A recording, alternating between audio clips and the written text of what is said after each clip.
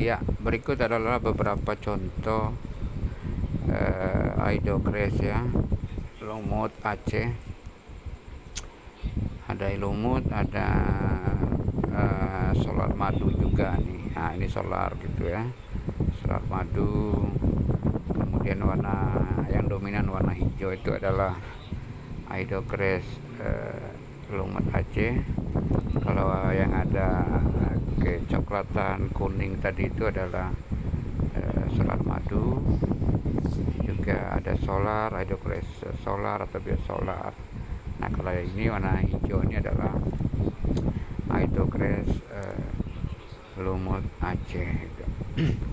Ini ukurannya small semua nih, small, dan mungkin ada yang baby small ya, artinya diameternya itu di bawah 20 semua, di bawah 20, katakanlah rata-rata dim kantoran lah, dim kantoran kebanyakan ukurannya itu 15 ya, 15 atau di bawah 15. Nah, ini contoh solar madu nih. Nah, solar madu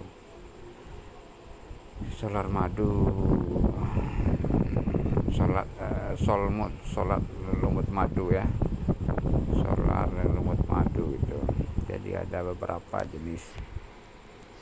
Ini bahannya bagus semua, kristal, jadi kaca semua ya.